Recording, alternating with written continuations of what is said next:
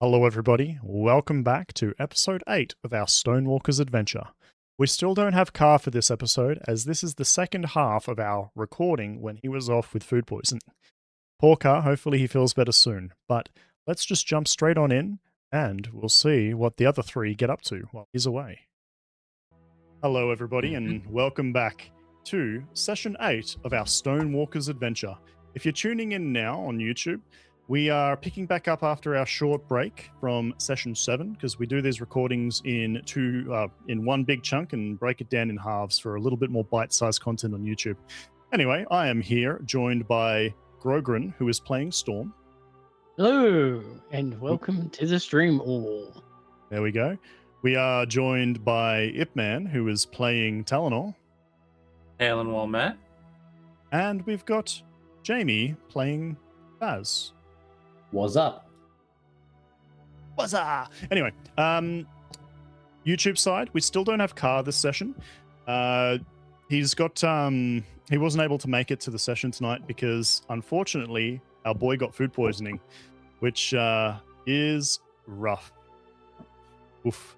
I didn't we did talk about food poisoning in the last one, so we'll leave that for this time. Let's just jump straight back into our session.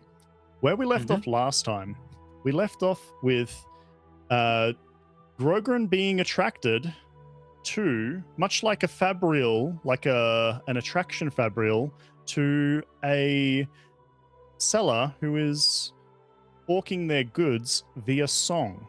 And I actually did a little ditty. I've got a couple more, actually I've got one more verse, which, Please who knows? no. Yes. Who knows? Yes, do it. No, he's already in the store. So Storm is going to be perusing some fabrials and getting a little bit of well, who knows? I've actually got a little bit of a fun roleplay for you there, Grogrin.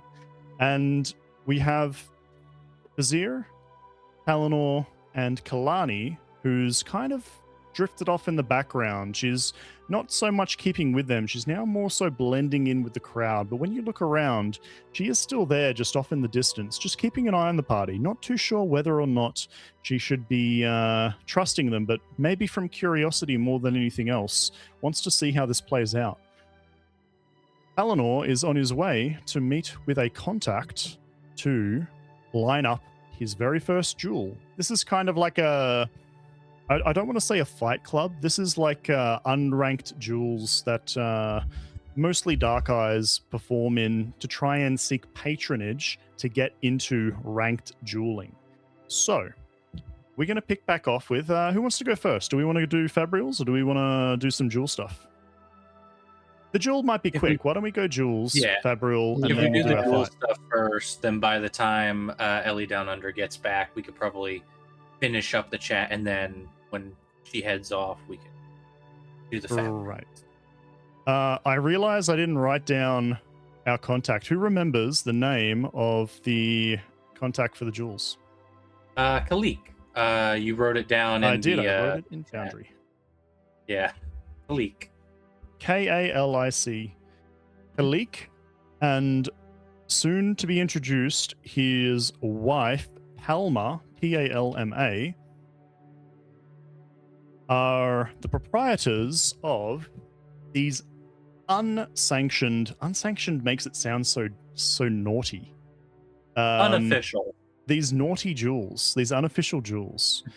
Approaching, you see you get pointed to them fairly quickly. Everyone knows who they are. They know that they're going on, and with the noise of the workshops, the dueling commotion kind of gets dimmed out towards the rest of the war camp because it's a little bit more boisterous than the official duels that are held, the ranked duels. Those ones get, they do get quite boisterous, but this is a little bit more crass. So it's kind of tucked away behind all the workshops. More rowdy. Yeah, a little bit more rowdy. You do see there's a lot of guards that patrol the area, but a lot of them seem to hang around more out of interest watching the duels, catching a glimpse while they're on patrol duty. So you're not sure how many of them kind of detour or extend their patrol route to include this section. But you do see a fair few Colin blue, guards walking around and patrolling, making sure to keep the peace, of course. And approaching this, he's a rather short and stocky man. He looks up at the four of you at the two of you who approach, and eyes Talanor, and he goes,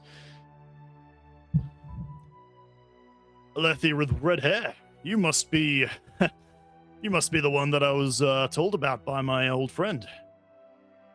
Yes, I am Talanor, friend of Borodin. Well met. Gallic is the name, and this is my wonderful, beautiful wife, Palma. And she just gives you a little curt nod as she is scribbling on a notepad. Well, I was beginning to think you weren't going to show.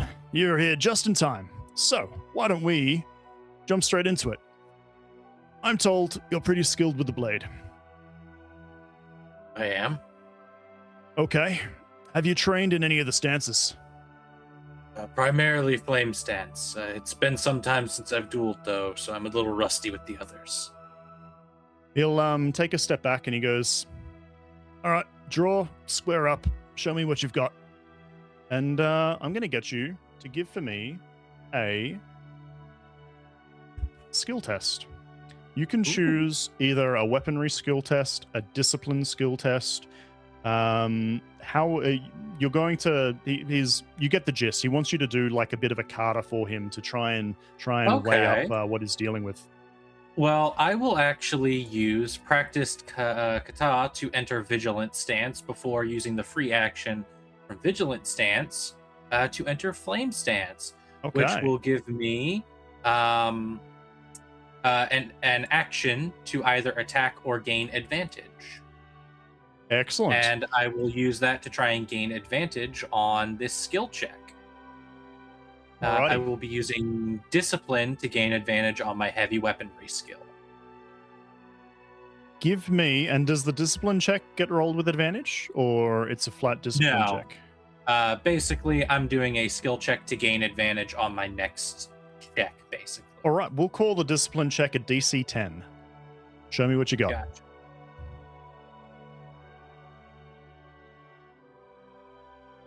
Beautiful. You have advantage on your martial test with a 16 on your discipline, totaling 20. You're in your groove. God damn. Yeah. Final score of 22 with your heavy weaponry. You pull off a flawless kata. It looks like he only wanted to see a couple of seconds, but he kind of just stands back and admires your movements as you're doing it. And you can tell, like, he probably just wanted a short demonstration, but he lets you finish the kata. And so he stands there and just appraises you and goes, "Well, your movements are... I'll be honest with you. Borden sent high regards. I wanted to make sure I wasn't putting you in a fight where you're going to get hurt." And he speaks to Palma quietly, and you don't quite catch the words, but she nods, and you see she scratches something out and then writes something down below, and he goes, "We're gonna bump you up to a bit of a better fight. Don't need to worry about you getting hurt. More likely the other guy." All right. That's very much appreciated. Thank you. It is going to push you a little bit further back in the day because you're not in an entry bout. We're going to put you in one of our more prime bouts towards the lunchtime peak, because that's when we really get some traction here. A lot of the nobles tend to like to take breaks around lunchtime, and you see a few of the well, for lack of a better word, a patron. They tend to come by closer towards midday, see the better action. Sit tight. If you want, you can spar over there, warm up. I'm sure you'd be able to find a partner anywhere. And yeah, we'll see you back here an hour before midday. I'll send a runner for you if you don't show. We've got a good fight for you lined up. Regarding the name for my introductions, I'd actually like to go by a nickname if that's allowed. Okay.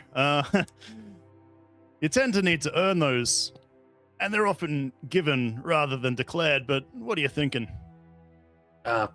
My father, he was quite the well-known merchant. During his time, he was very, let's say, aggressive in his tactics. They gave him the title of White Spine for the sword he carried and the clothes he wore. Very same that I am. And he kind of gestures to his attire and the sword at his hip, which he would have seen during the kata had the glyphs for White Spine carved into the blade.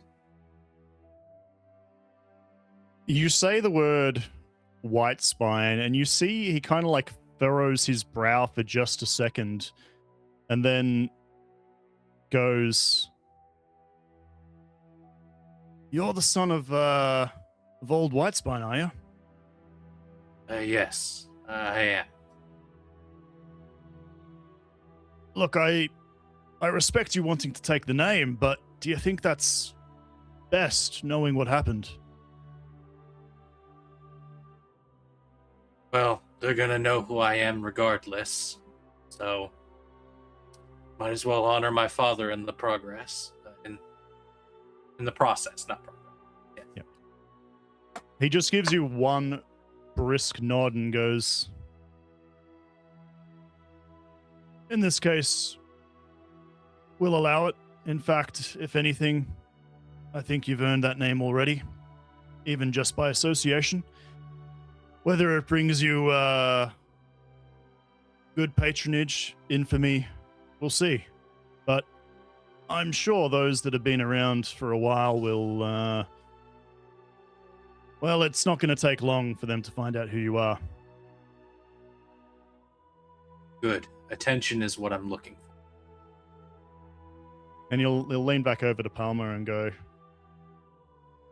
"Whisper, whisper, whisper." And she crosses something off again and then writes further down on the chart and goes, "Change of plans. You'll be fighting shortly after midday." Understood. I think you understand. Anyway, off you are. You've got a bit of time to kill.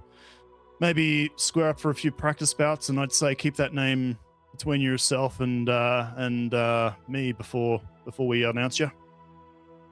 Understood. And he'll just nod and then turn, and then he starts yelling over at someone who's like on the practice ground. Somebody's on the ground holding their face and blood's gushing out of their nose, and he stomps over and starts scolding the duelist that he was fighting with, and then turns and starts scolding the guy that's on the ground, and that goes on. Yeah, you're left there walking away. Faz, did you have anything you wanted to... Did you guys wanted to recap? Let me know what you're planning to do, and then we'll cut across to Grogrin. Talanor will probably look to Faz and just be like, "So I normally don't gamble. This seems right up your alley. Seem to enjoy doing wild, crazy things. So if you wish, I suggest betting on me. That way we can get more funds for our eventual departure from the war camps." As you're saying all that, Faz is like, he's got like a stance like this with his arms behind his back. He's kind of all hunched over, and then he just kind of like smiles, and as his hands come around, he's already holding the pouch of gems. He's like, "Only question is, how much?" And he's so giddy about it. He's like jingling the bag. He's like, he can't contain himself. Put it all on red! As much as you have faith in me. We're sitting on 251 marks. Okay. So we're going to fair bit. Give for me the two of you. You're looking for a bookie. Give me a relevant skill check. I'll allow deduction, perception, persuasion, or maybe even leadership if you're trying to talk and get the right information out of people, if you're trying to find them yourself. Look through your skills and let me know what you want to roll, and tell me how you're trying to find a good bookie. Because you could probably find any, but depending on how much you want to wager, let's see what kind of bookie you manage to track down. Have you got Best I got is perception. Yeah, you do a perception and look around for like a skeezy looking dude. Oh, you want to go skeezy? You don't want to go like the moneybags noble who likes a good flounder. I'm just looking for what would be considered the best bookie for our situation to get the most money. Okay. Look, with that perception check, you do manage to you think you've got two good avenues. You see, I'm not going to say he looks shady. He looks rather well kept. There's a dark-eyed male that is walking around. He's talking to a lot of people. He shakes a lot of hands and passes a lot of money back and forth that you can see. It doesn't look as if he's making it outward. And then you do see another stand near the dueling arena where there's a table set up. There's a few chairs, nicer chairs that you've got like a couple of bright lords, a couple of light eyes that are sitting there. They're calling out and watching the fights, and there's a scribe who is making registered bets and writing it down. So if you want to make a registered bet, you could head over to that table, or if you want to go see what this other gentleman who doesn't seem to be doing registered bets but been taking and passing on spheres all the same, up to you which avenue you want to go. Talanor will describe these two people and basically just be like, I trust your judgment, Faz. You've been alive longer than I have, probably gambled more than I ever will, so he like think is best. Faz is kind of like, he's like standing next to you and he's like stroking his beard. And then he doesn't have a beard, does he? No, because he's got no goddamn hair on his head. Yeah, he's stroking his side puffs. Yeah, so he's like stroking his chin, and he looks down at his clothes, and he looks over at your clothes, and he tugs on these like nice robes that you look, and he goes, well, it have noble betting back where I am from. So the question is. And as he like tugs on your clothes, he looks over at the proper table and he says, "Fun during the game, or?" And then he looks over at the guy doing the unofficial bets. He says, "Fun after the game." Well, we have about 200 marks. You could split it between the two. So what you could probably deduct and put together is you might get a better rate with the gentleman that's walking around. However, there's a risk in it. Yeah. You'd assume that this person seems to be well known, and a bookie that doesn't pay debts is not a bookie that stays in the game. So you reckon it's probably safe. It might not be a...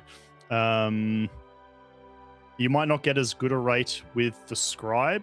However, it's all going to be registered. There won't be any questions in you coming into like a wealth of spheres. And I like the unofficial guy. Yeah. Who knows? You might be able to make yourself a connection. In fact, you could make a connection either way. Oh yeah, because there's chances to make a connection with like the light eyes you guys are betting against, or you might be able to get some underground connections, because we got to remember, Cosmere is about telling a good narrative where you guys are getting as much involvement with the world around you. Every connection you can draw on is something that you might be able to leverage in the future. So as I go on. No, you're good.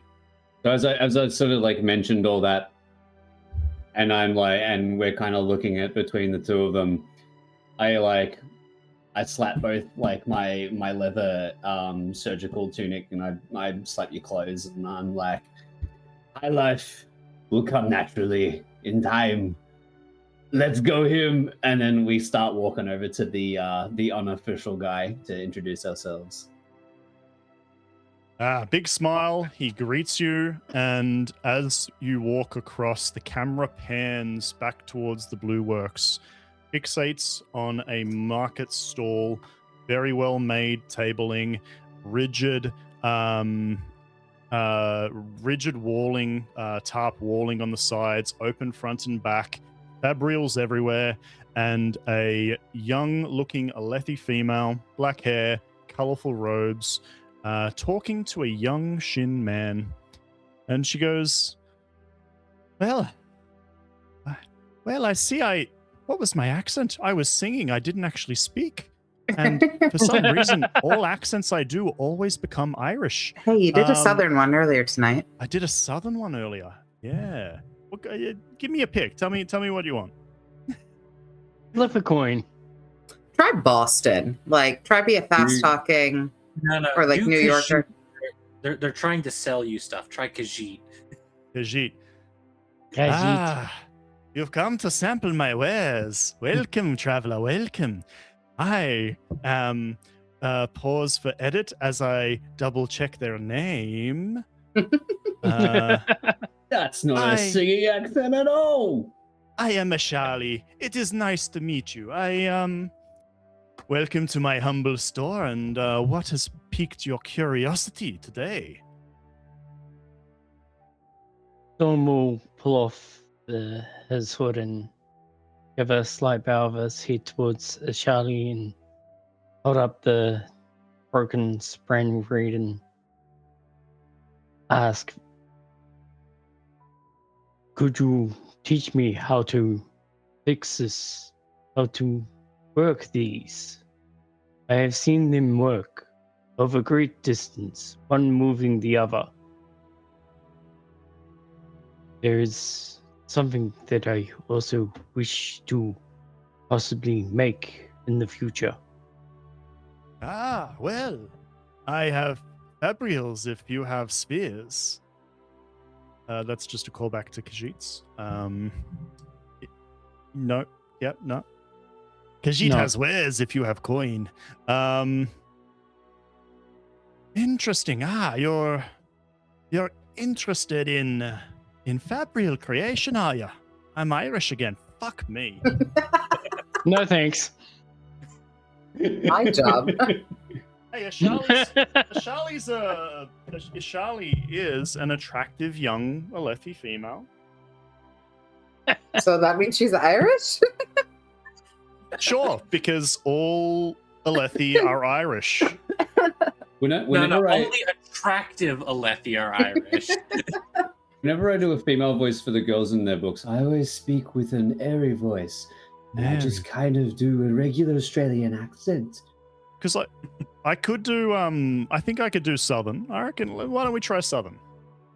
And looping back on your only attractive Alethi females are Irish, does that mean it's the same for men? Because that means Borden is attractive. Because he became Irish when I didn't want him to. Sure. Yeah. Borden's a bachelor. Borden is handsome. In fact, I can bring up a photo of him as I vamp here. Actually, let's see handsome Borden, because I've got him right about here. I'm going to show players. That's a. Okay. I gotta go to the map on Foundry on There you go. Goddamn twinks. That's a handsome man. Yeah. There we go. Now the stream can see it. Beautiful. I'm gonna look away from Foundry and then look back at it later and forget why he was there and be surprised. Yeah, I'd take him on a stormlit date. Star Spren. Okay. Where the F were we? So there, Attractive honey. Irish. Now, sweetie, I'm a Charlie, and you're here for some fabrials, are you? Some will just repeat what he said previously. Okay, well, I can teach you a thing or two about them their pairing fabrials. That's a clever design, but you don't take me as an ardent. You don't take me as an ardent. If I start tuning back to Irish, let me know. This is something I need to nip in the bud because it will curse us the whole campaign. Oops, all Irish. Every Voron practicing country speaks in Irish and Thalaeans are Scottish. Done. And yet, in this campaign, you've got a Niriali and a Shin and a Nunkalaki. I'm not doing their accents. They're fine. They can do whatever they want. Yep. I'm speaking like an American. Thank you very much. All right. Offline, I'll have to get my American wife and my American friend Ipman to help me practice a good few different US accents, and I reckon that's what we'll see in the future. Anyway, she asks what you're after. You explain you're after pairing fabrials. She looks over the broken one and she says, "Now then, you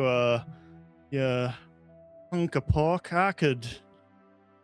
He doesn't say that. I'm trying to think. How's my southern there, Ipman? I see you're liking it.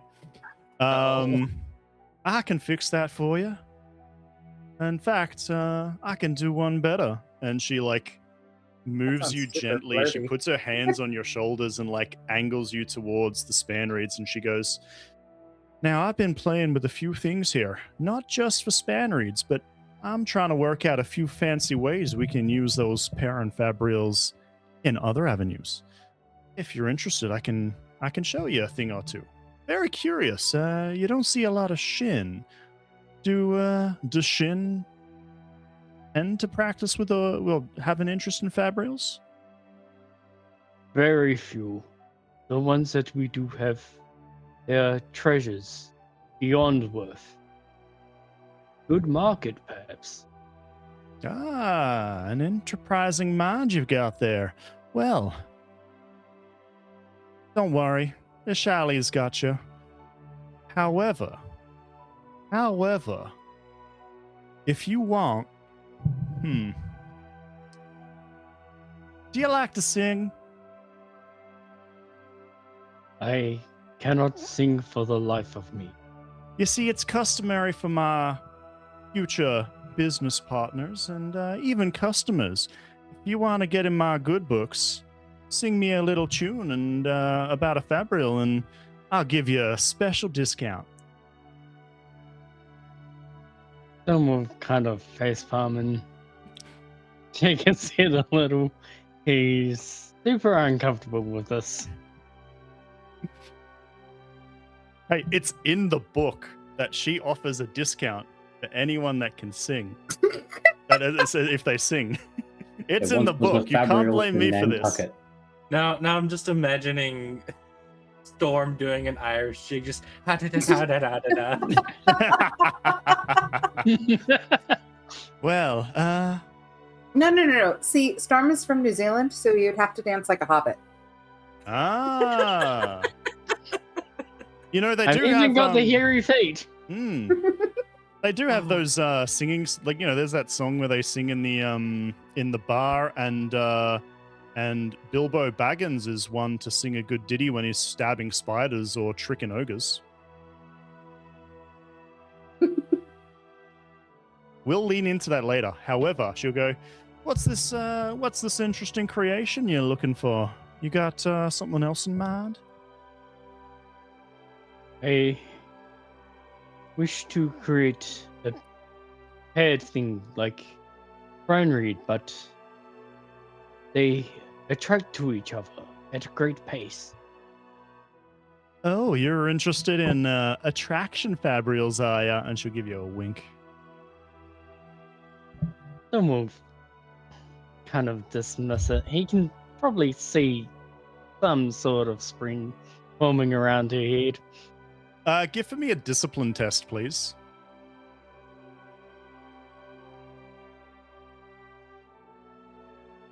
So, With a natural 1, what are you very poorly trying to cover up? Storm is very poorly trying to cover up his own curiosity. He has a great number of curiosity spring floating around him. No embarrassed Spren for being flirted with by a pretty Alethi woman? Perhaps a few. She'll she'll just give you a wink and go, let's get down to business. This is Southern drawl, not Irish. Now let's get down to business. Just use the word y'all. Use the word y'all. Let's get down to business, y'all. Whenever I say the word y'all, it's not in RP. It's just me staying on track. If it's immersion breaking, deal with it. Y'all gonna want to come over here, and she brings you over to like a table where she's got drafts and designs. What are you trying to attract, and to what? Storm will flip through the pages to try and find a blank one before starting to draw a glove with a gem in the center and next to it a dagger with a gem in the pommel. She looks at you as you're drawing that. You know how to write your... do you have literature as a expertise? No. I think you know how to do glyphs, yeah, and you know a little bit of women's scripts, or you know a little bit of Shin script. You probably Shin know how to script, write yeah. Shin script, yeah. But she looks at your penmanship, and she like just says to herself as you're drawing, "Now, aren't you the curious specimen?" Oh. She'll look it over and go, I don't know if I've got... Interesting. Yeah, I'll see, we don't get a lot of, curious-minded fighters around these parts. Most of them just like sticking the pointy end in the soft end, if you know what I mean. And then she'll give you another wink. But I think I could maybe work on something. Give me some time and,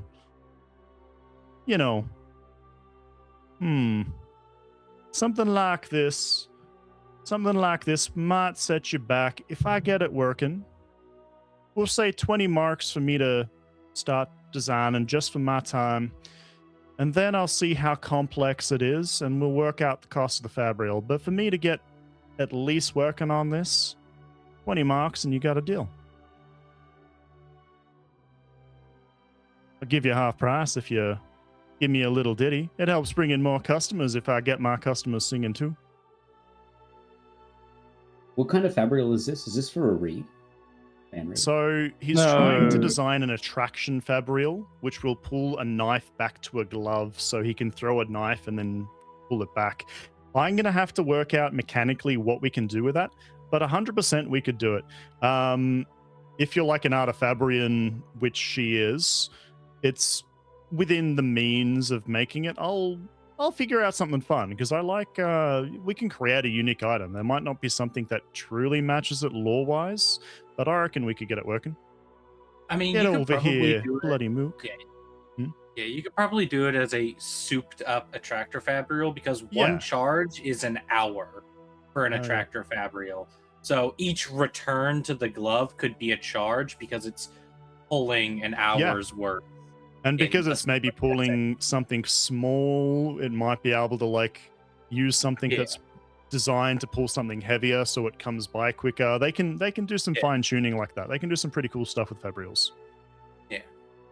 I know this is meant to be like fantasy and magic, but I keep in my head imagining this like as the like fucking springs out, pokes a guy in the chest, and then returns back. Go gadget, dagger fist. Yeah. Yeah, think less Inspector Gadget, think more cyberpunk.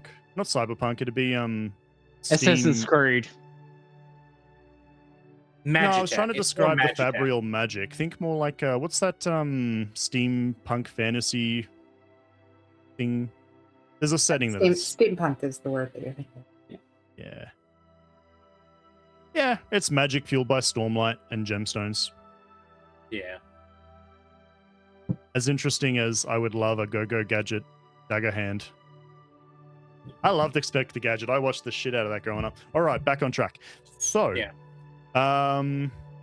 20 marks for her to get started working on the design. What do you want to do with the Fabrial? She'll happily sell you a new set of span reeds, and you can trade in the broken ones because she could fix it, so you'd get like a big discount on it. You know, it'd just be her time to fix it, and she's considering it a bit of a trade. A span reed, Ipman, have you still got the Fabrial section open? I've got them still on. How much does an Everyone actual span cares. reed cost? 100 marks. 100 marks. So she'd probably just it wasn't too badly damaged. She'd be willing to part with it for 15 marks. Or like give you a fresh set of span reeds for 15 marks and fix it. If you wanted to stick around and learn how to fix it, she's willing to show you. You might be able to do some basic stuff depending on how well you roll. And we might need to talk about your goals because maybe, I mean, I guess Fabrial creation is in there. So yeah, 100%. If you want to stick around and help, we'll get you to roll an intelligence-based check, a lore check. And we can start progressing you learning a little bit about Fabrial repair. Fabrial creation is going to be a little bit beyond you because you don't know what goes on really with the Spren, and she's not willing to tell that to you. But you can like Storm repair the will links even and shit. offer up a few more marks to kind of learn and All right. all that stuff. I'll tell you what there, if you're willing to do the work yourself, I can maybe show you. Rather than giving you one of my pairs, I'll just show you how to fix it. I always love an inquisitive mind, and yeah, I'd be willing to spend the time while I do my designs. I can show you how to do it. So, what we'll do is, are you willing to sing? That's the real question. No. Okay. You might want to when she tells you how much your dagger Fabrial is going to cost. But for now, you palm over 20 marks, and she'll He'll palm over 50 marks for the extra expense and that's getting to betting learn. money. 50 of his own marks. Oh, you've got your own secret marks. have you? Yes. I've got my own stash. All right. You How palm much over is coming? 50 marks. Oh, from your own? So we're not Yep. using any of the party? All right. Everyone's going to have, like, I think some people had leftover marks from character creation. Yeah. Things that are given to the party as rewards. You can either Yeah. divvy it up between yourselves or maybe keep like a stash of it. But especially when you guys start to get radiant abilities, you're all going to want to have marks on you. Yeah, we did divvy up some money last session, and I spent all of mine to get my armor and a very small amount of party stash Right, spheres, yeah. which we already subtracted. Yeah, So, no, yeah. cool. So- I'll trust you to keep track of all that. Occasionally, I I'll- might ask how much you've got in there because I'll try and weigh up on if I've been too stingy or too generous. Am I getting rid of the broken span reed out of there then? Get rid of the broken span reed because I think Storm was holding on to that one. You guys just communicate. If there's something, I need to work out how to do item lists because we can create a party stash that you guys can hold on to and put things in. And then if you want to take it out of the party stash and put it in your own, you can just drag it in between. I'll work on that between this session and next session and make that a little bit easier for you guys to track. So you subtract 50 marks. Give for me a lore check.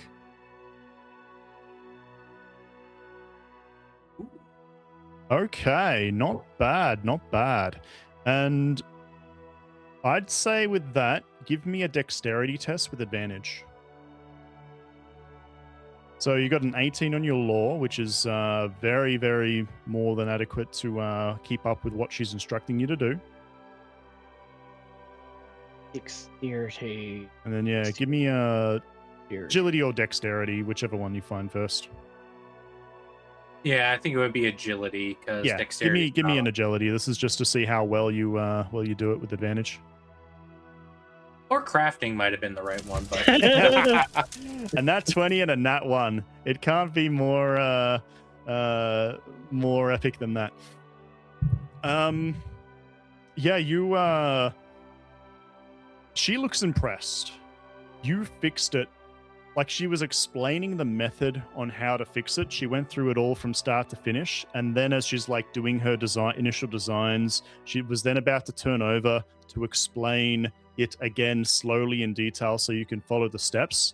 And as she's turned around, you worked so quickly, you've repaired and you've like spot welded a broken part of the fabrial that connects to the gemstone to the quill, and you're basically finishing it up at that point. And she goes, well, I'll be curiouser and curiouser. You are a man of some talent there. This is the first time I have put something together again. She catches her jaw from dropping, gives you a smirk, and goes, how would you like to come work for me? I pay well, and you can be doing some pretty fancy stuff. Freelance, if you pay me in knowledge, teach me. I can live with that. Okay. Tell you what, you swing by anytime. I'll put you to work. I'll teach you a thing or two. And look, give me a day or two, work on this blueprint for you. And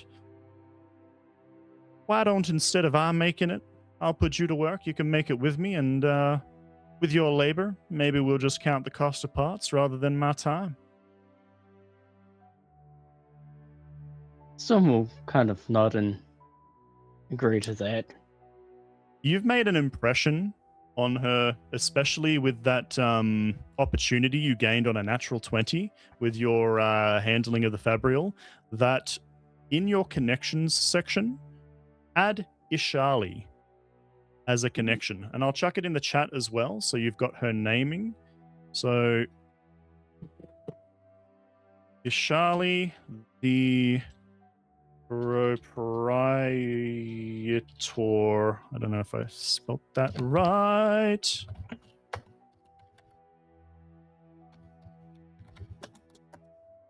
Of the Blue Works. There you go. You can add to your connections list that you've made an impression of Ishali, and she would be happy to work on fabrials with you in the future. Mechanically, what that'll mean is we'll cut the cost of any fabrial that you make with her by half, so long as you put in the time to make it with her. If you're getting work with her and getting her to do the work, she might give you a bit of a discount, and she might not need to hear you sing for that discount as listed in the book, even though she might still want to hear you sing, like we do all. But yeah, she has any fabrial. If in the book, any fabrial up to the cost of 500 marks, she has readily able to sell, to purchase. Okay, that went a lot better. I get a gold pip for that? Oh, 100%. Yeah, that's what I was gonna say. Like, add her as a proprietor and put a goal into learning fabrial creation. Very, very nice. We cut back to the dueling yard. You can eventually wander over and join them at this point. Talanor, was Talanor going to be lining up a practice duel with anybody? He would mostly just be practicing by himself, kind of wanting to keep himself like the dark horse of the duel, because he's coming in using a nickname instead of his actual name, and nobody, quote unquote, knows who he is at the time, and he's a light eyes dueling against dark eyes, so he kind of wants it to be a bit of a spectacle, so he's keeping on the down low doing his training. Also, did you get the art that I sent you over Discord? I did. I was going to bring it up when we get to the stage of the duel, but actually, while you're performing a kata, I think now's a great time to pull that up. Yeah, I was going to suggest when he did the kata for Alec, but I got distracted. Don't forget, we're still going to do the betting. Oh, yeah, I was just about... That's what I was rolling my D6s for. My D8s for. We will. Is Talanor going to entrust Faz to make the betting, or do you want to be there with him as you do it? I'm gonna entrust Faz because Faz is old and Means he knows shit. he's got experience, and Talanor does not gamble. He's never been a gambler, so yeah. Okay, out of curiosity, is Faz much of a gambler? He would have, yeah, absolutely. He would have gambled. Okay. He's been both a part of like high society and like scum society. Man, sorry, I'm just saving the artwork so I can chuck it in on stream. You're not going to see it in Foundry, but everyone in stream will see this in just a second. Characters, Ip Man, there it is. So, oh god, that is huge.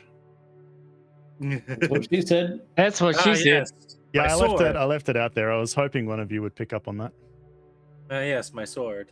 So this is some more amazing artwork. This is painful. Here we go.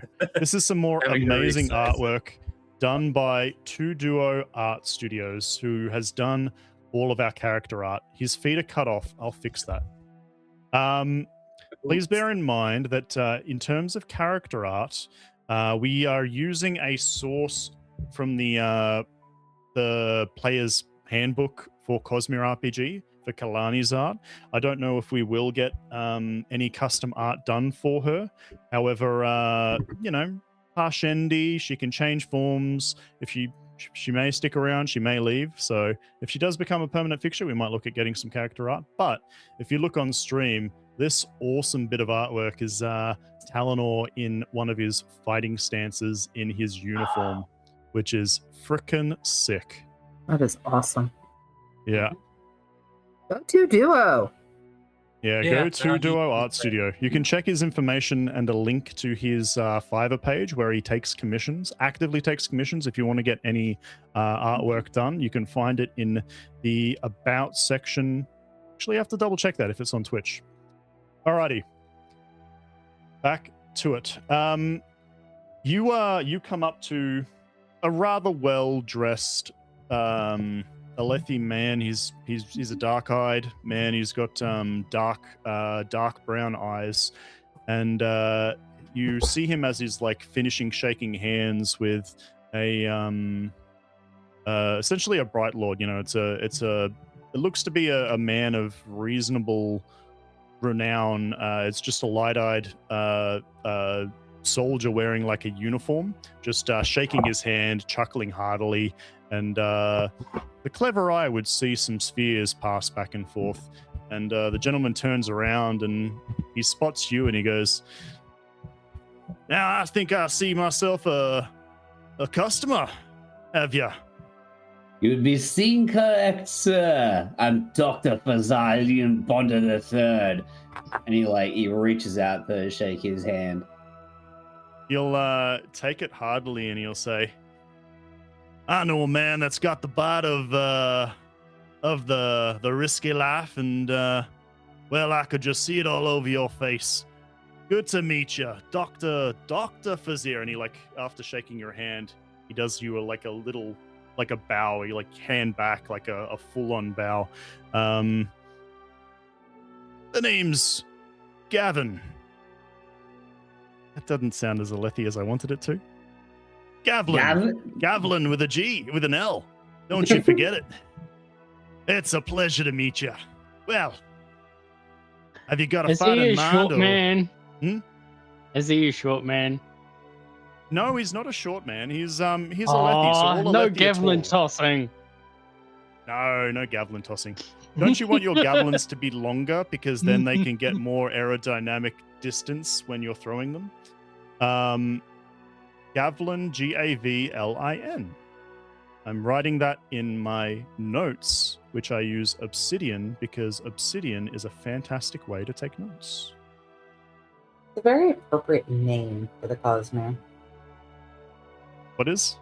Obsidian. Obsidian. Yeah, it's very fitting for the Cosmere. Gavlin Pennywhistle, at your service. Yes, because What's the Gavin penny? wasn't Alethi, but Penny was Ooh. Alyss. How does he know? He's what a man of penny mystery. is? Don't hate it because you ain't him. Well, have you got a fight in mind, or are you just here wanting to put down some stakes? I can tell you all about the upcoming fights. No, I have a fighter in mind, Talanor. You heard of him? Oh wait, and no, he- he's being He masked looks as at his someone else, chart. isn't he? I don't have a Talanor on my list, son. Are you sure you've got the right ring? And what were you He called would- again? The White spine. The white spine. the Or white spine. the White white spine. spine. White Maybe it's spine. under white spine. White spine. Ah, yes, a late comer for to grace our fight. A little bit curious when Kalak came and told me the change of the roster, but tell you what, the current going rate for that one is 2.5 to 1 sphere against.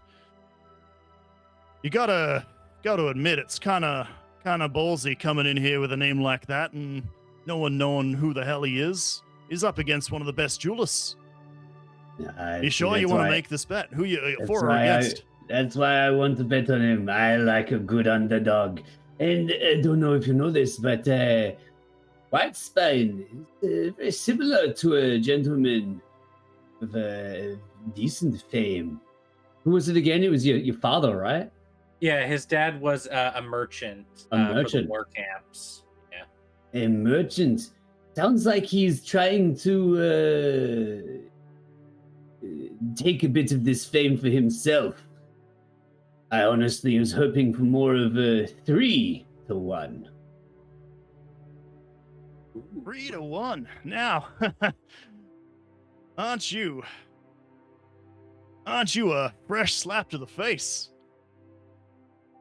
Is there something I don't know that you're trying to slip under? No, I just like an underdog.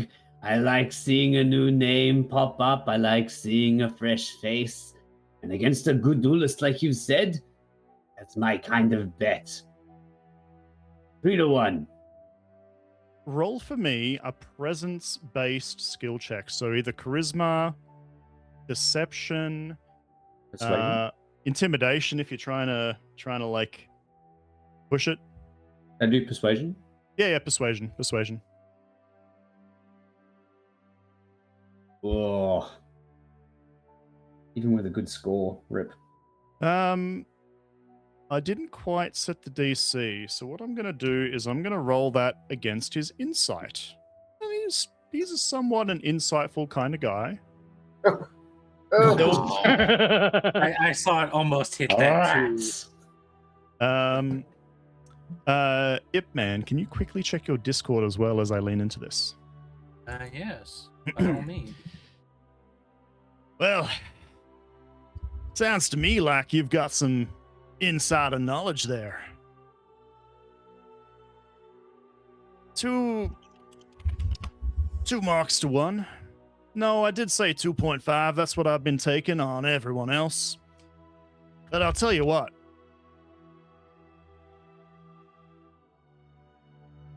You know what? I like you. I like your chutzpah. What do you know about this old White Spine? You sure you want to be betting on someone that's going by the name White Spine?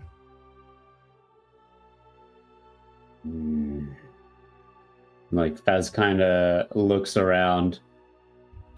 He says, "What if I do?" Well, I ain't gonna judge your choice in bets, but if this truly is the young White Spine, let's just say not all packages are what they appear. Make sure you know who you're dealing with. All right, and Faz will take out 50. What are they marks? 50 marks from Only 50. the bag and hand them over. Do you want to put all 200 down? No. Okay, so Party betting 50 loot, marks party loot. at 2 to 1. 2.5 to 1. Yeah. You know what? I'll if it's party loot, I'll say I'm fine with giving whatever my portion of party loot would be to the betting as well. I wasn't thinking it was so much of like a like 251 marks split evenly. It was more like we have this to play with as a group. It is essentially kind of split evenly, because if someone wants to dip into it more than a quarter of what's in there, you have to say, look, you guys happy for me to get this? It's very expensive. You could consider it as an even split. So what, you have 250, so Talanor would have 70... No, 250. I already spent a little bit from the party loot to get my armor. Not a lot, if I remember correctly. Maybe like 20, I think. Okay. 10 to 20, so you'd have 50 spare in on that. And was Sun going to bet on you as well? Did you want to chuck in any for your cousin? Do you want me to... I could... Kaar's probably asleep, so... Yeah, no, he's he's probably hell out of it. Let's let that man, that poor man, rest. We'll bump it up to 100 then. You want to bump it up to 100? Okay. Put it all on red. If we win, that's 3 times, so it's 300 spheres or 200 profit, I think. So 2.5. So at 100 marks, you'd be getting. Oh, I thought he went up to 250 on top of it, of your original 100 you put in. Yeah. So 350. That's not bad. 250 is pretty damn good. That's probably generous. You won't get good odds. Like if you smash in this duel, that rate is gonna go hella down. Yeah. So we'll put 100 down. Yeah. And what I'll say is, after you do the bet, Kalani, I think, looks to try and get your attention as you're doing your Kata Talanor before you go into your fight, as she comes out from like the crowd and behind one of the buildings and calls you over. Yeah, he'll head over. Kalani leans in. Dueling? Why? Why do you do this? It is my calling. It's what I was born to do. Plus, I seek to regain something that was taken from me.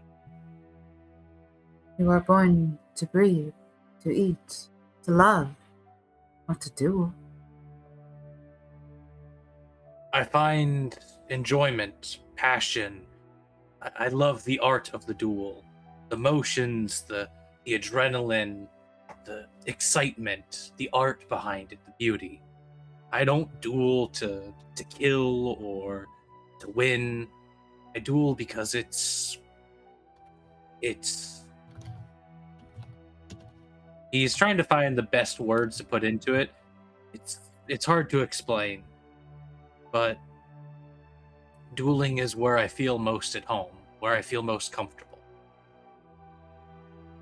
Kalani settles back, takes a small step back, and nods. And that is why, hold such loss in your heart. No? Yes. I don't fight people to kill them or to take their lives. I've never wanted that. My father and mother kept me from the character. I'm trying to remember. Are they called plane runs or bridge runs? Oh no. No. To the bridgemen, they're bridge runs. Fuck, what are they called? Yeah, when the high princes muster to go fight the Pasheni for a gem hunt. Plateau run. Yeah. I had never participated in plateau runs. They kept me from that life. Despite my mother being a well-known warrior back on the peaks, she kept me from that life. And my father, he couldn't care for blood. It actually made him very nauseous to see blood. So he stayed out of duels and fighting most of his life. It's just not in me to kill. Kalani nods. For this I wish you well. However, I must go. But you may see me again. If that is something that pleases the storms. Well, I hope you find your people in good health, and I wish you safe travels. And I look forward to meeting you again, if the storms will have it. Kalani pulls her hood over tighter and disappears into the crowd.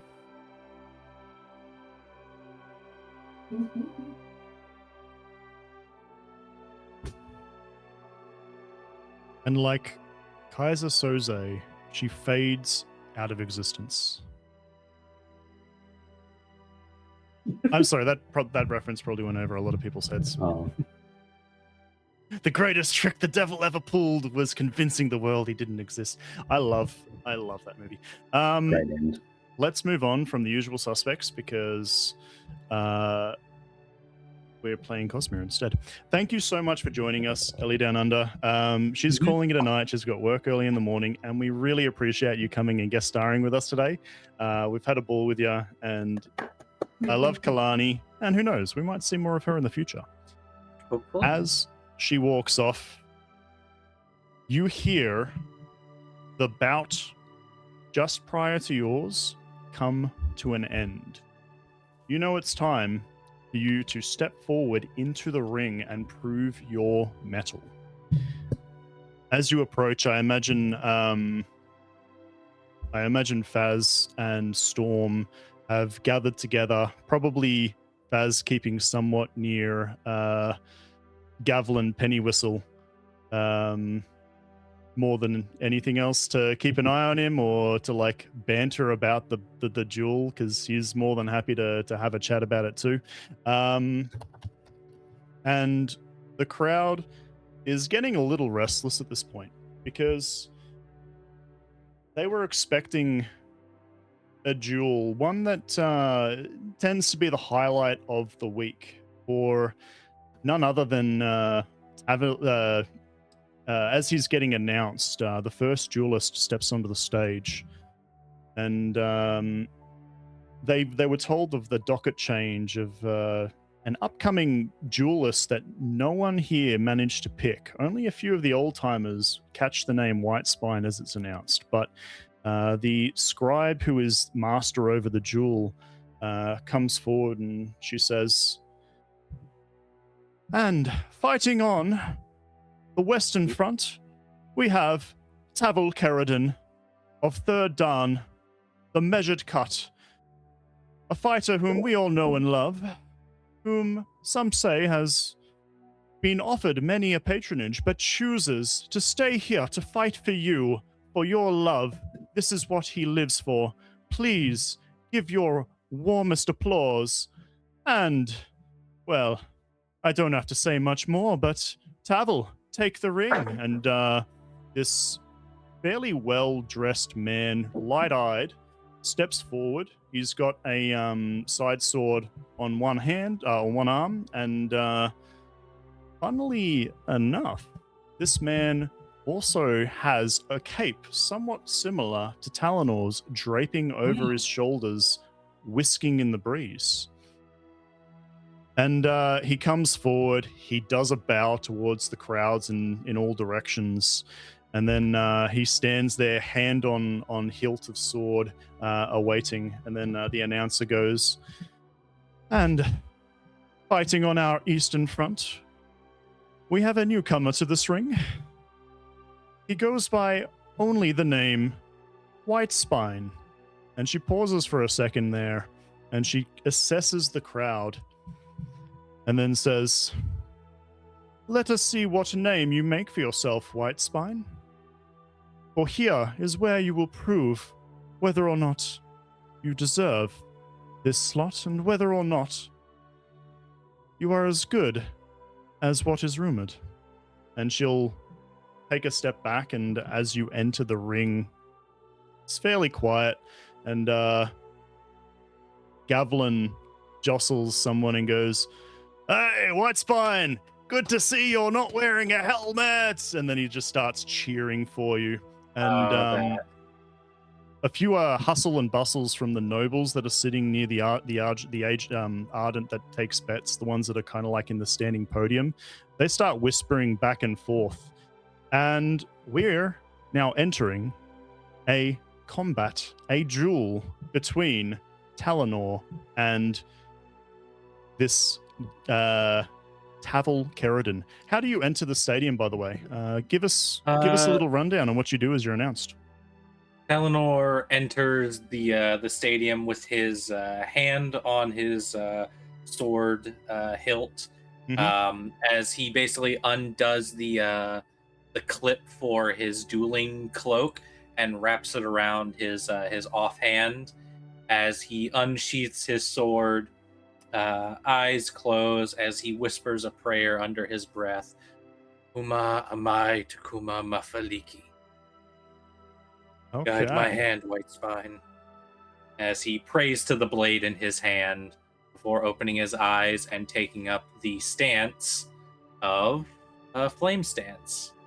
All right. Do us a favor. Put it in chat for us.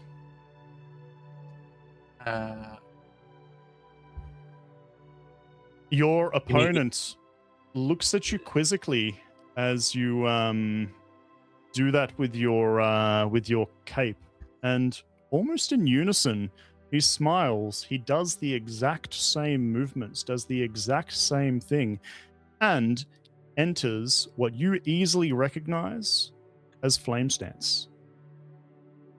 Talanor just smiles looking at him. You can hear some of the nobles that know a lot more about dueling and stances start to murmur a little bit more in excitement as they are recognizing that these two combatants both square up. And I know we've been a little bit quiet on the music front, but let's get some battle music going, shall we? Can I roll lore to see if Talanor remembers this guy from his 5 years in the camps? Yeah, give me a lore check. Okay. See if Talanor remembers this man. At the same time, can Storm also make a Ooh. roll for lore? Ow. You can. I could have used that crit elsewhere, but I'll take it. Oh, you can. Yeah, Sun, give me a check. I mean, sorry, not Sun, Storm, give me a check. The Sun and the Storms. Okay. You can't pin it, Storm, because you probably haven't spent a lot of... You probably haven't spent a lot of time around unranked duelings. It's not No. common pastime except for those that practice themselves. However, Talanor, you have heard rumor of this man. He's been offered patronage from various Bright Lords and throughout the Colin camp, and he is known as a fairly capable duelist. Some say that he is definitely good enough to be in the ranked duels. In fact, people are questioning why he doesn't push forward. Being of third Dan, he's not overly wealthy, but what is known of him is... No, he would be fairly wealthy if he's third Dan. Oh, I had it the wrong way around. He is 7th. Oh, okay. He is 7th Dan, which 3 from the bottom, not 3 from the top. Yeah. Okay. But what is known of him is it's fairly outwardly known. This is a fairly friendly gentleman that loves the duel. And he's made statements and he's openly turned down Bright Lords that have tried to patron him in the arena just because he's said that he doesn't want to ever have politics mess with something that is beautiful and pure like that of the arena, of the dueling arena. The devotee of the sword is a little bit upset at him because he's not furthering his calling, but he's found where he wants to fight, and for now he's happy to stick in the unrated dueling. But you know this guy knows his stuff. He's pretty good. So, would I be able to use that opportunity, knowing him very well, to gain advantage on my first roll?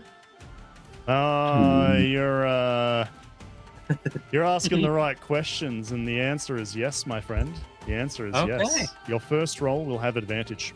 So what we're going to do is I've actually prepared a unique duel encounter that we're going to run out. If you look in the stream, I'm going to pull up now. I've created a informational, like a little info sheet, like a little combat card, which I'll put down on the bottom left. It's nice and big for now. You might have to zoom in on PC if you want to see. Oh god, that gets real small. Essentially, this is going to be first to 3 hits. Any hit to the torso, the limbs, the hands is accepted. Nothing below hip height and no strikes to the head are allowed, because these are using dulled blades, but still to avoid mishaps. That is just the dueling convention. And we're going to have a little bit of what I like to call a stance triangle, a bit of a rock paper scissors between aggression, defense, and out positioning. That'll give you a buff or a boon, a buff or a hindrance to your actual skill check. And first to get 3 successes, or for you to get 3 successes or 3 failures, a failure would be him getting a success, is the winner of this duel. Your first check is going to be with advantage, but first tell me, are you going to press the attack and go aggressive? Are you going to start defensive, or are you going to try and outposition your opponent? Well, Talanor knows that Flame Stance is primarily an aggressive stance. Not as aggressive as Blood Stance, but considering this man specializes in Flame Stance, and as does Talanor, Talanor is going to do... The smart option would be to do defensive, but because Talanor is in Flame Stance, I'll say he's taking the aggressive stance. Okay, he's taking aggression. Your opponent...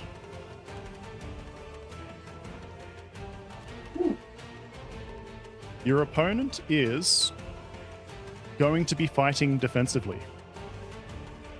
And defensive beats aggression on your skill check that you're about to make, and you can choose a relevant skill check you want to use. You'll have a -2 to the total. So just roll it and we'll drop off 2.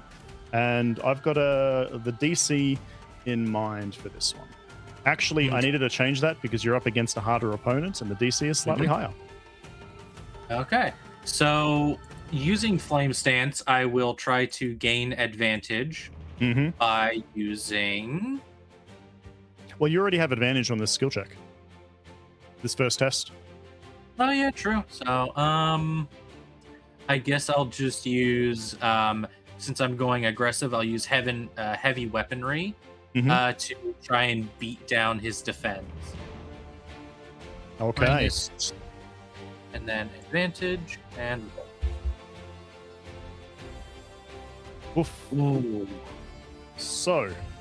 That's with the -2. Yeah, you come in for the attack. Flame Stance with your blade licking out. Were you just going for straight body, or are you just testing the waters right now? Just testing the waters, seeing that he's in a defensive stance. Talanor is trying to beat down the defense. Okay. So as he sees you come in rapidly, his footwork shifts ever so slightly. He brings his back leg closer in together and then pushes it outwards. He grabs the sword that he's got, even though it's a side sword, with 2 hands, raising it above his head, and squares his shoulders towards you, stepping back and parrying your blows. He's entered stone stance, and he's able to keep you at bay as you lick out with the flame of your sword in flame stance, trying to score a hit. He manages to duck it aside, parry it, step back, and you can feel that he's testing you as well. Coming into round 2, in your next approach, aggression, defense, or outposition.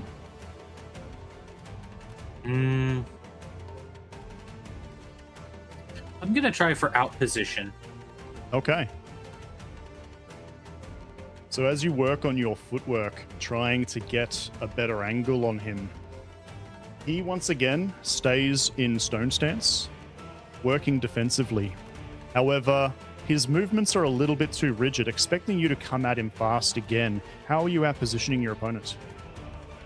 Talanor is instead taking on a more cautious version of flame stance, circling his opponent a little bit, looking at his footwork and his stance to try and gauge an opening in the defense as he's kind of moving back and forth slowly, winding up for a more precise strike.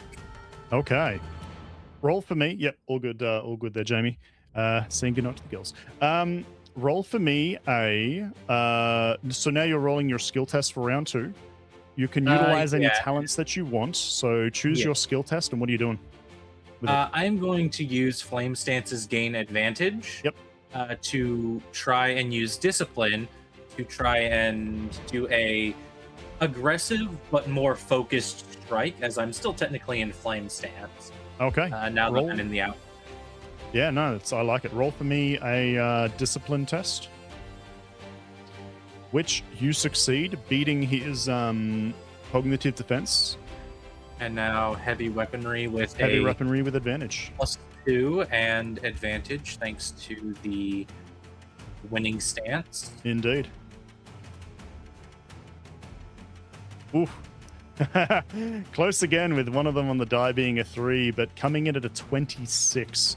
You managed to sidestep him quite nimbly, expecting you to attack again. He's a little bit more defensive, in fact, too defensive. And as you've come around from the side, you've managed to whip out and score a hit to his side, getting in quickly with your movements and out-maneuvering him via footwork. It is now 1 strike each, with him landing the first strike against you when you were, I should have mentioned that. The first fail was him being defensive against you and managing to land a counter riposte. So we're now 1 strike apiece. Round 3. I'm going to go aggressive now that I've seen him be too defensive. Feeling that he's going to swoop me up. Oh my goodness. Back to aggression, and he's staying very sternly in stone stance at this time, being defensive. He didn't expect you to outmaneuver him, but this time he's keeping his eyes on you, making sure he's tracking your footwork and your movements. Roll for me your skill check for round 3. Are you doing the same thing with flame stance? Does that take focus, or is that free? This time it is free. I get 1 free action as long as I'm in flame stance to do gain advantage. But this time I'm going to swap it up. Instead of discipline, I'm going to use intimidation as Talanor goes in for full-on aggression, letting out a hopefully startling battle cry-ish type scream as he goes in for a powerful strike. Yeah, go for it. I like that.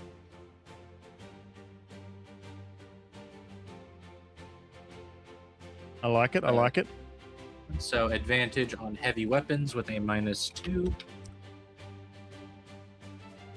Yeah, so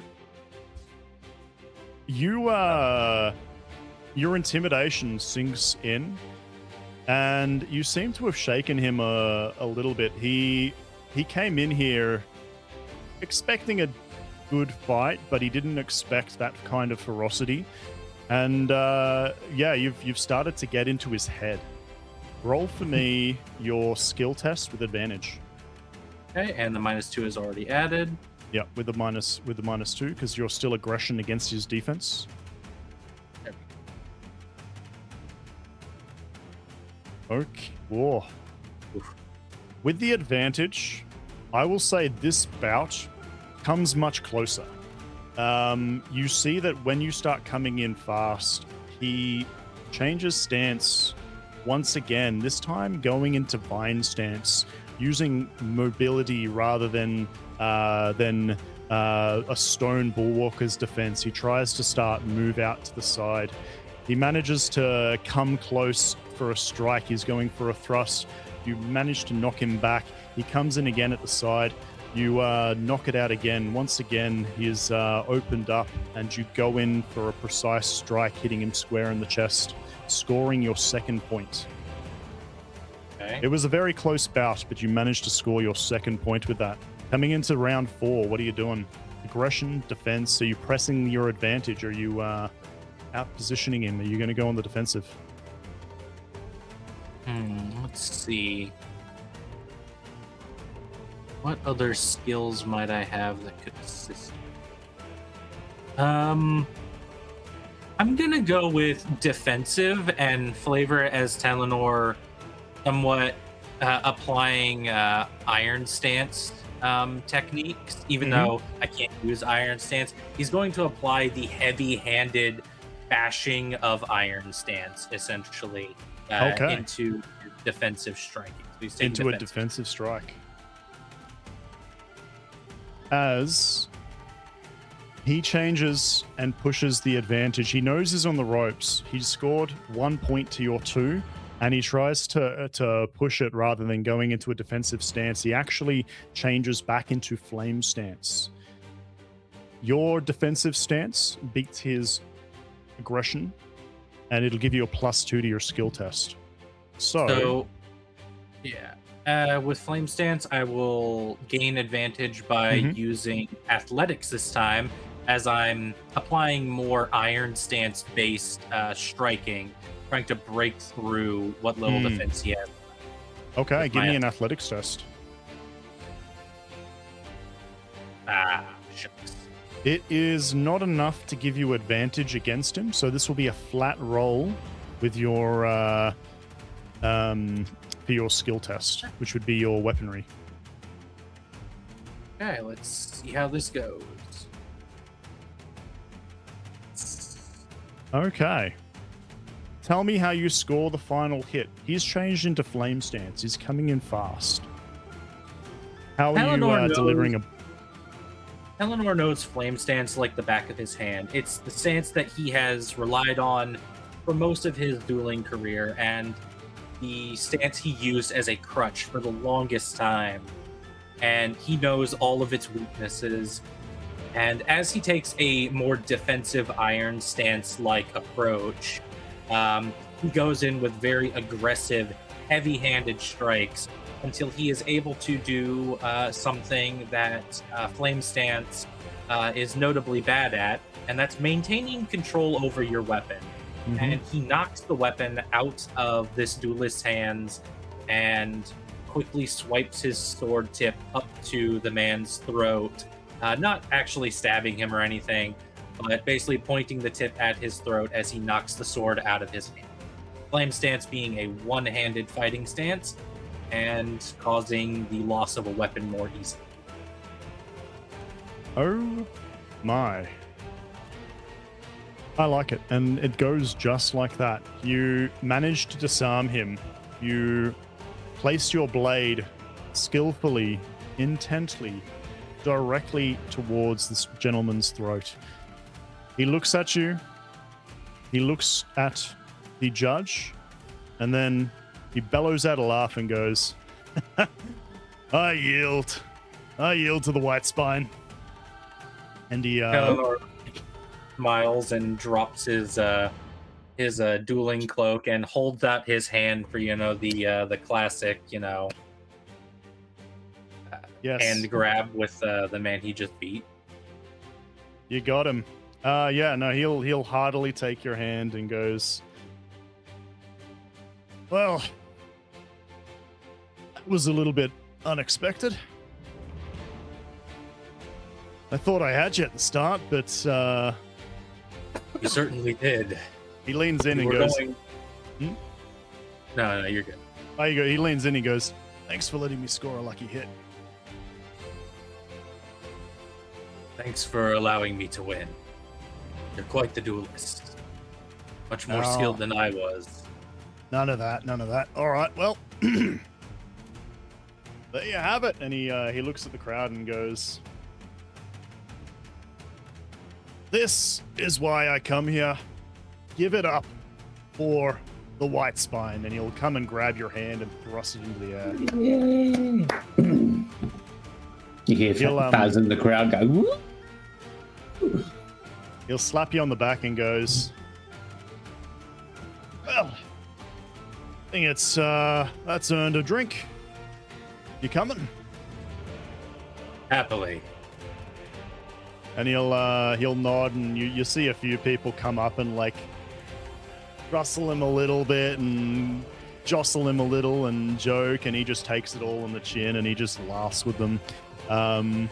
He probably doesn't lose often, but yeah, you definitely took the crowd by surprise. And I'm guessing all three of you happily leave and go straight to the tavern now, don't you?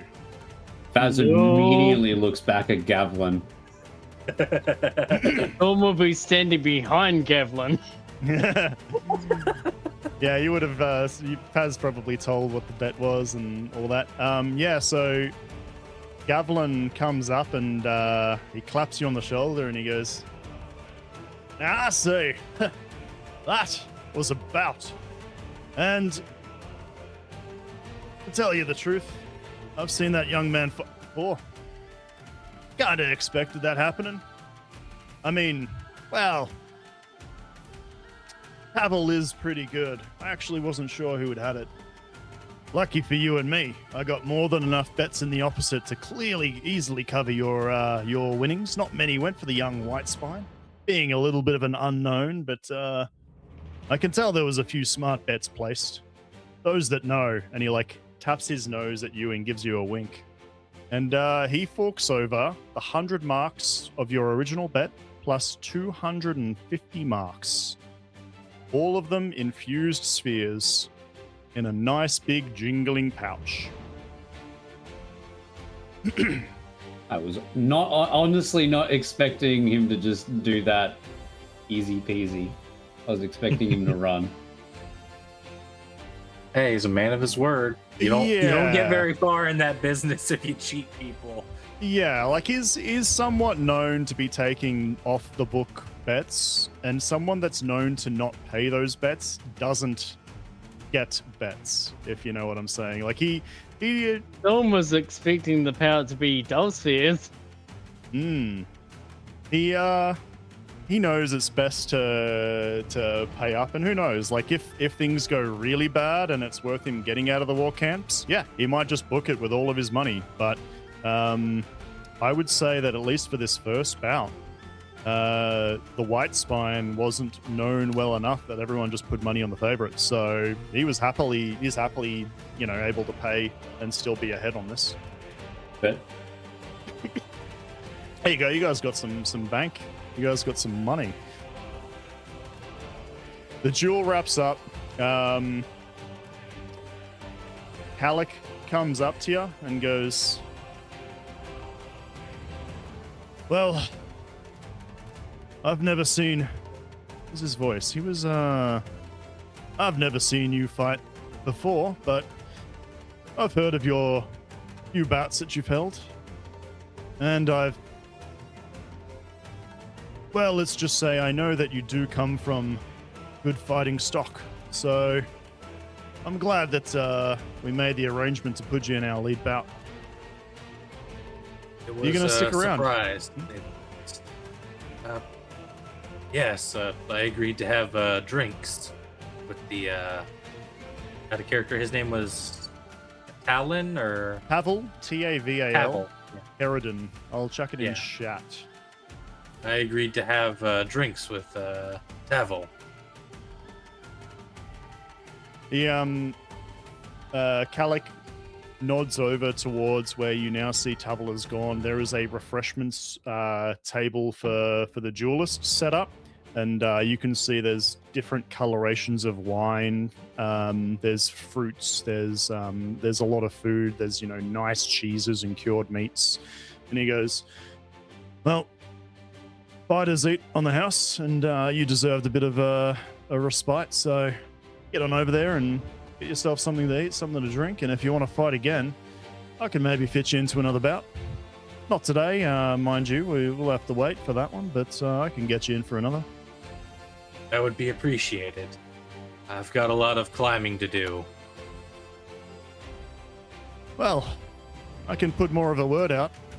We've always got patrons coming by. He looks over the crowd. Doesn't seem you've caught anyone's eye, but there's no one of note here today. Next time you want to fight, though, I'll let a few of my contacts know. Maybe we can get someone here that's interested. That would be highly appreciated. Thank you. He'll offer his hand to give you a shake and bids you on your way.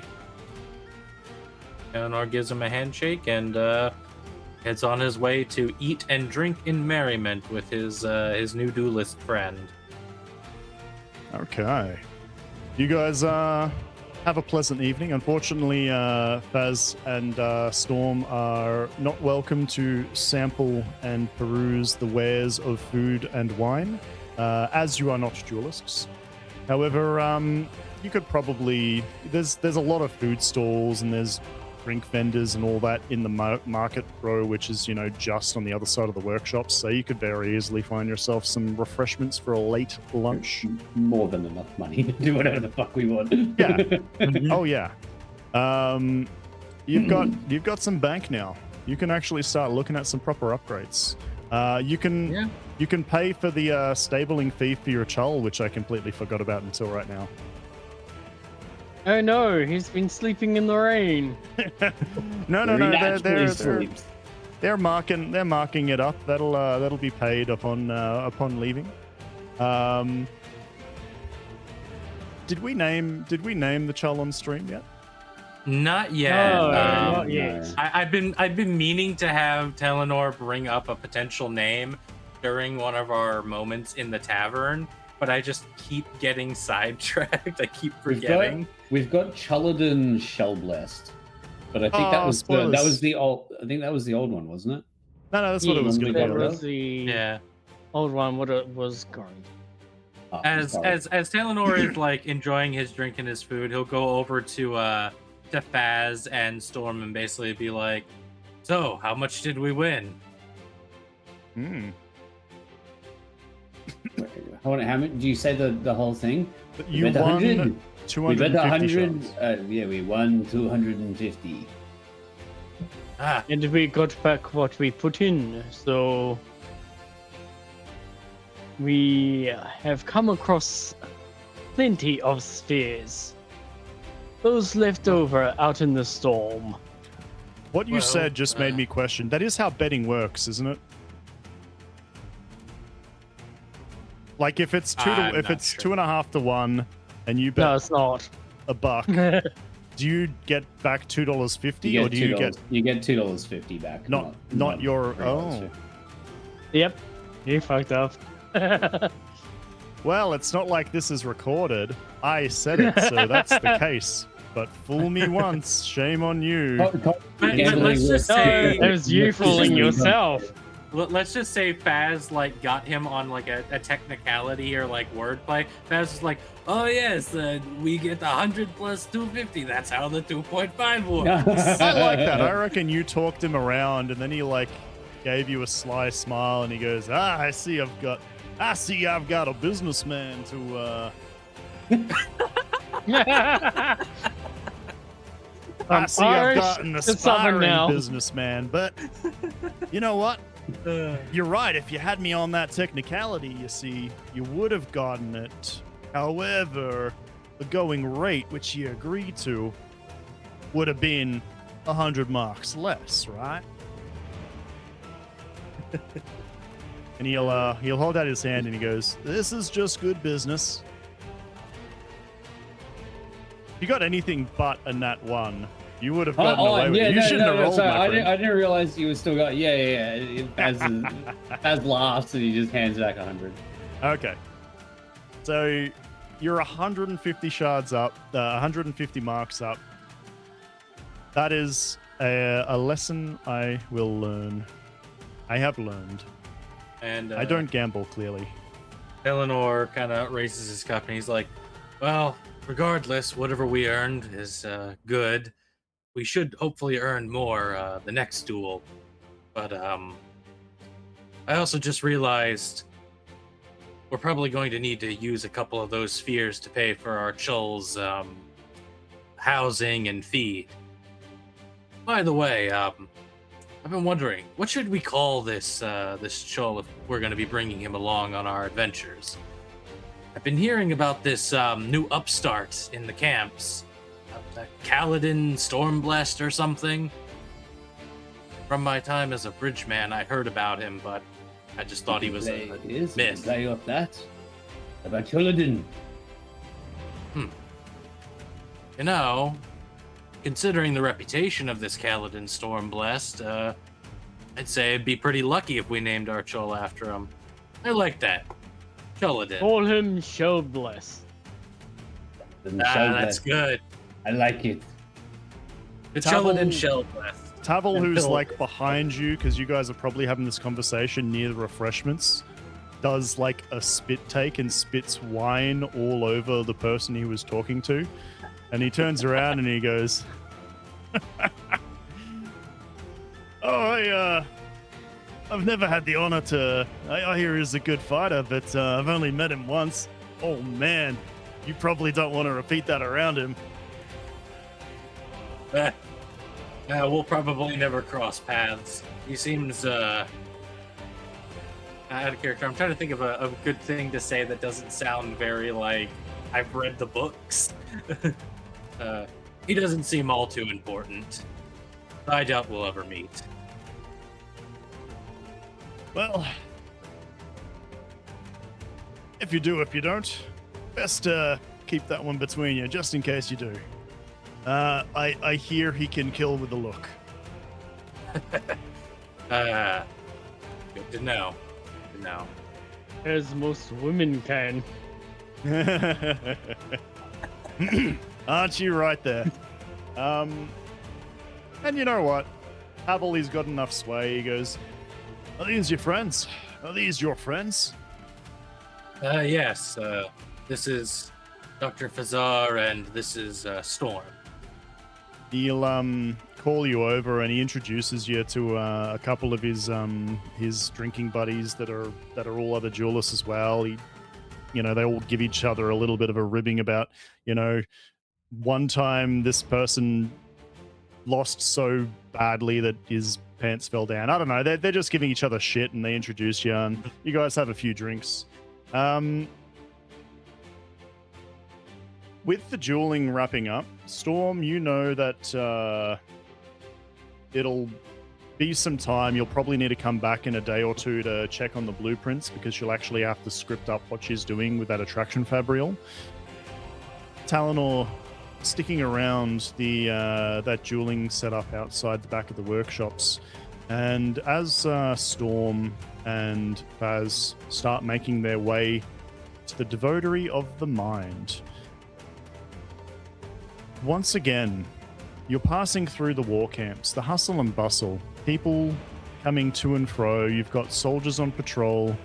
You've got people just going around their regular, everyday lives. You've got women, children, families of the warriors that are stationed here.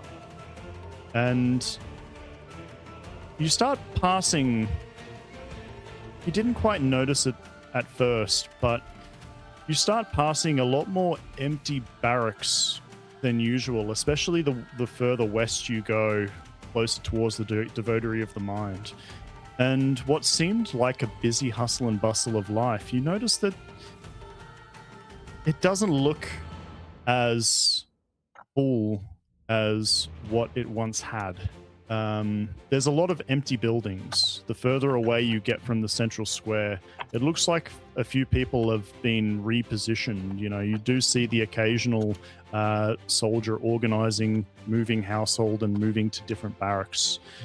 And as you guys are approaching the Devotery of the Mind, in the window of one of these seemingly abandoned barracks, a hooded figure can be seen as the camera pans out and the two of you approach your destination, intensely watching the movements of what could potentially be the prey that they're stalking. But we'll have to leave that till next time. So thank you everyone for joining us. I hope you guys all had a lot of fun. I know I did. And yeah, once again, thank you EliDownUnder for our guest appearance. And we will be seeing you next time. Goodbye, everybody. Bye all. And so, that wraps up episode 8 of our Stonewalkers adventure. I had an absolute blast running it, and I hope you enjoyed watching it as well. If you've made it all the way to the end of the video, do us a favor, like, subscribe, comment, all that stuff YouTube likes, because it helps us out and it lets us know that, if we're doing anything wrong, let us know. If you're enjoying it, let us know. Regardless, thank you so much for tuning in, and we'll see you next time.